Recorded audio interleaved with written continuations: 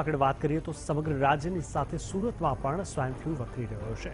શહેરના તમામ ઝોનમાંથી સ્વાઇન ફ્લૂના દર્દીઓ નોંધાઈ રહ્યા છે, ત્યારે વધુ 10 કેસ પોઝિટિવ નોંધાતા આરોગ્ય વિભાગ દોડતું થઈ ગયું છે। શહેરના કતારગામ, અમરોલી, બેંગ્લોર સહિત કુલ 37 પોઝિટિવ, 25 દર્દી હોસ્પિટલમાં, 7 દર્દીઓ ઓક્સિજન પર છે।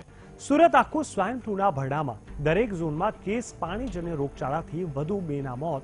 શહેરમાં વકરી રહેલા પાણીજન્ય રોગચાળામાં વરાછા અને પાસોદરા ખાતે રહેતા 2 વૃદ્ધના પણ મોત નીપજ્યા છે। રામ પાણીજન્ય રોગચાળામાં મૃતાંક 13 પર પહોંચી ગયો છે।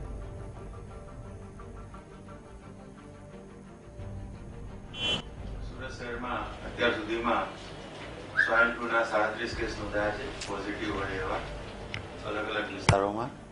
તે પૈકી હાલમાં શહેરની જુદી જુદી હોસ્પિટલોમાં 25 જેટલા કેસો દાખલ છે અને આ 25 કેસો પૈકી 7 દર્દીઓ વેન્ટિલેટર પર છે, એટલે ક્રિટિકલ કહી શકાય। ઉપરાંત અત્યાર સુધીમાં 6 દર્દીઓના મૃત્યુ પણ થયા છે આ સ્વાઇન ફ્લૂના એમાં।